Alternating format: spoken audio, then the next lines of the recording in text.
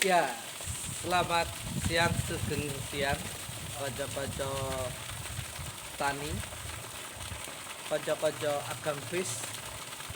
Alhamdulillah siang hari ini kita ketemu kembali di sharing-sharing berbagi bersama agamis. Nah, kadang konco tani, kadang konco pembudidaya ikan.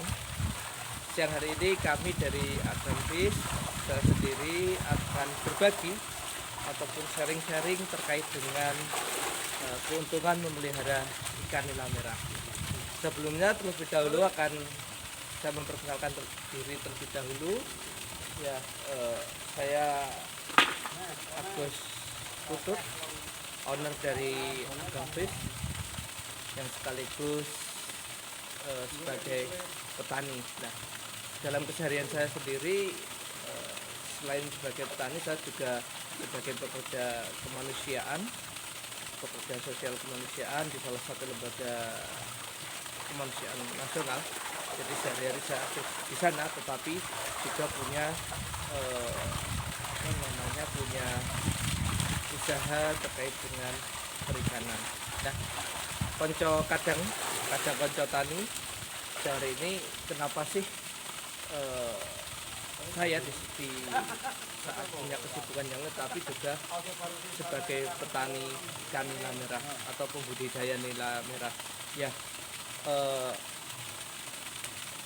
kadang konco tani pasti tidak bisa kita pungkiri bahwa di Indonesia ini atau di negara kita ini adalah negara yang kaya raya gitu, terkait dengan aneka ragam alamnya.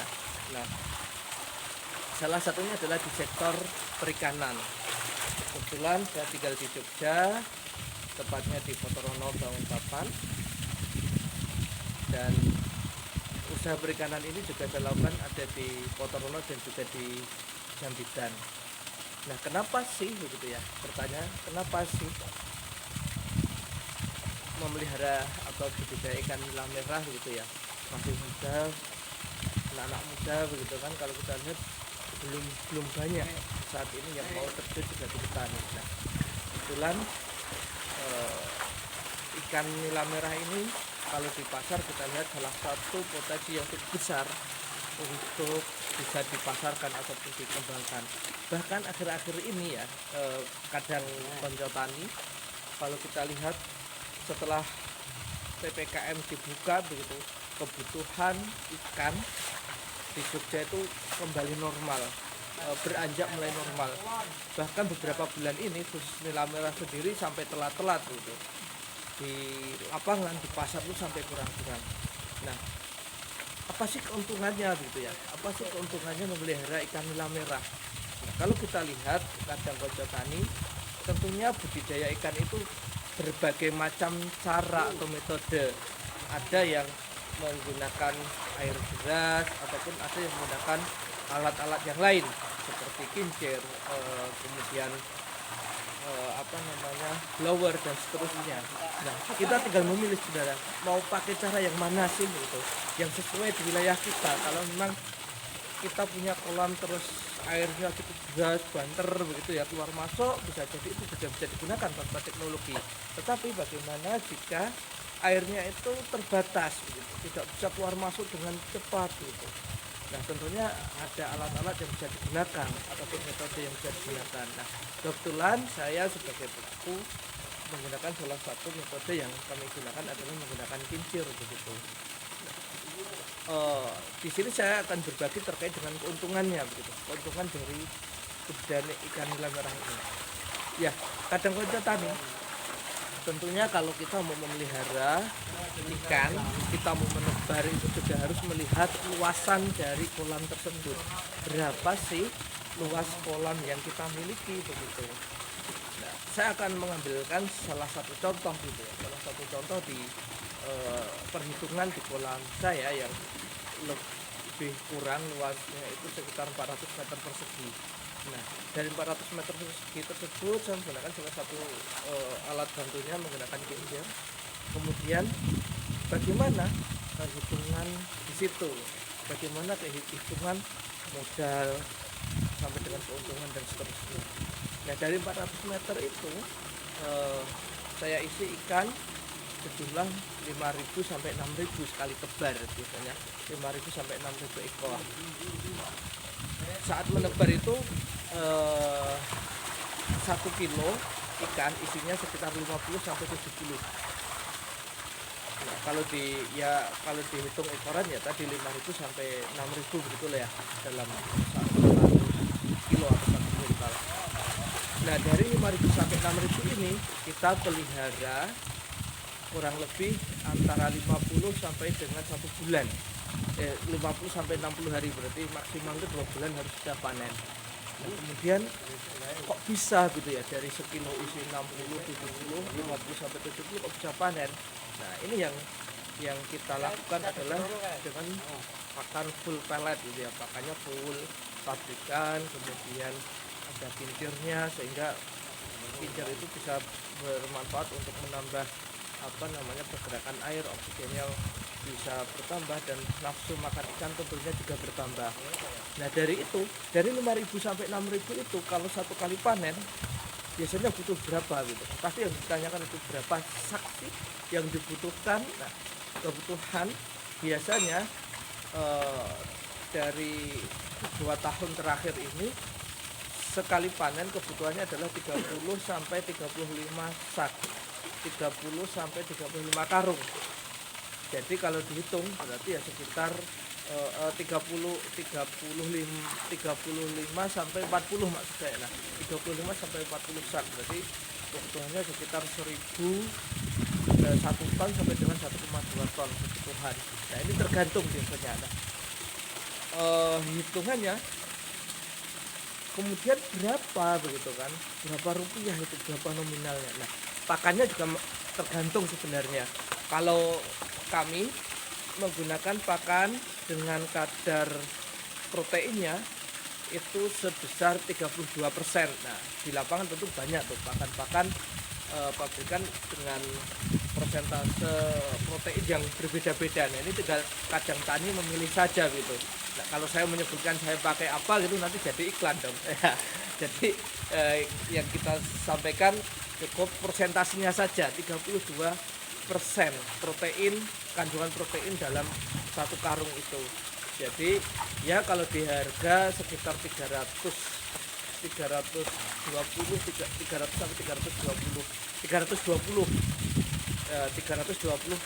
satu sak gitu ya. Jadi kalau kebutuhannya sekitar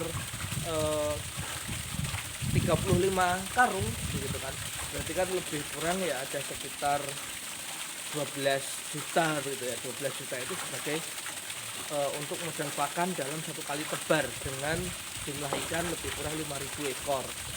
Nah kemudian itu sebagai modal di pakan. Nah kemudian untuk bibitnya berapa begitu kan.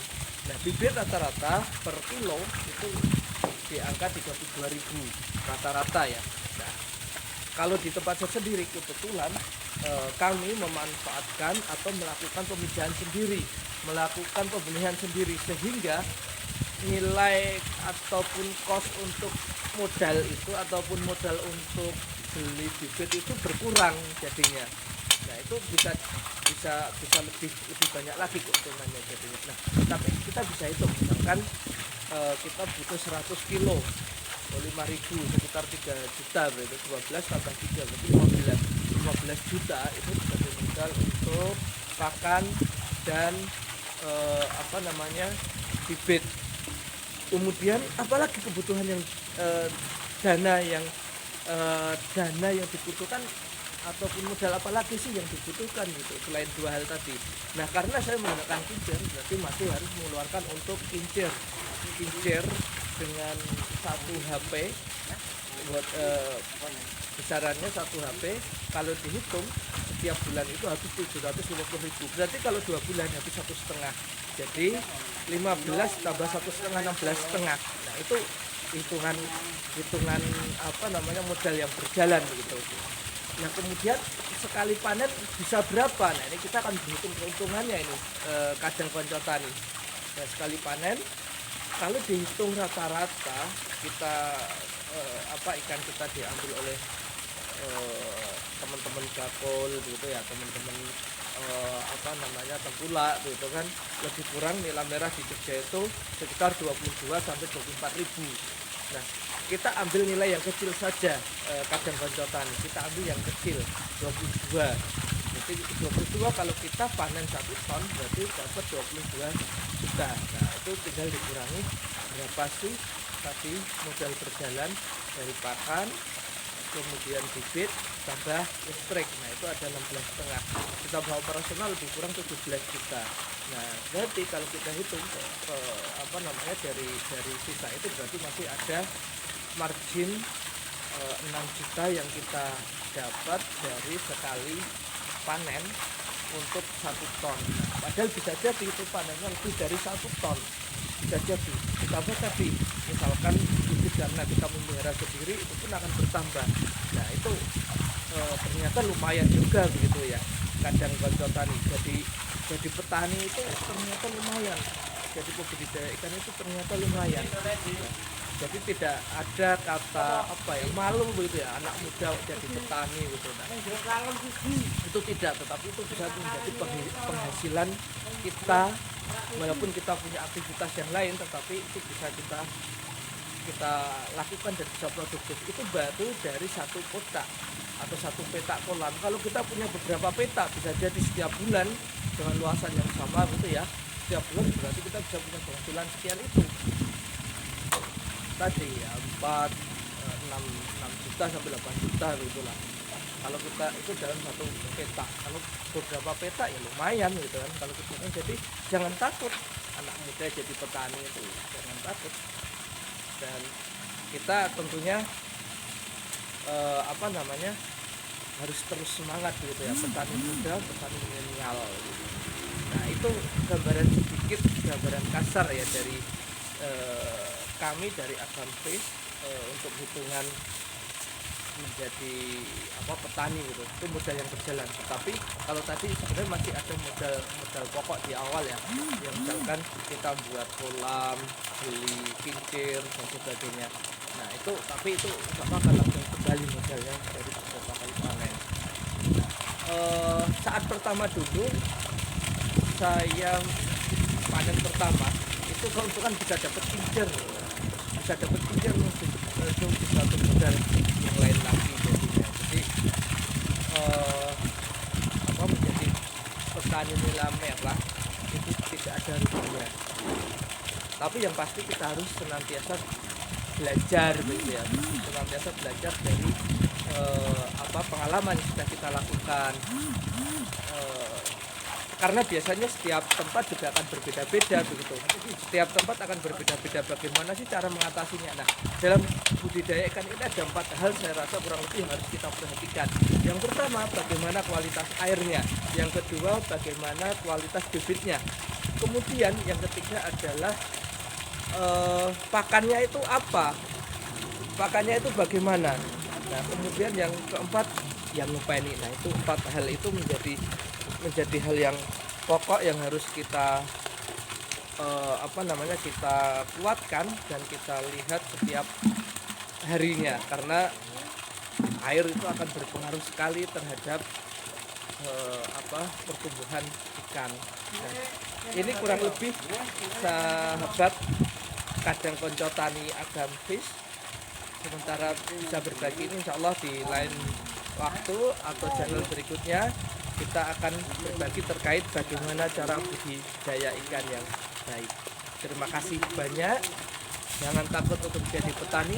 Kita dengan jadi petani juga tetap bisa berpenghasilan. Kita punya kerjaan lain pun juga bisa kita lakukan. Sehingga semua bisa berjalan. Terima kasih, sukses selalu untuk kadang konco tani Agam Fish. Assalamualaikum warahmatullahi wabarakatuh. Semangat.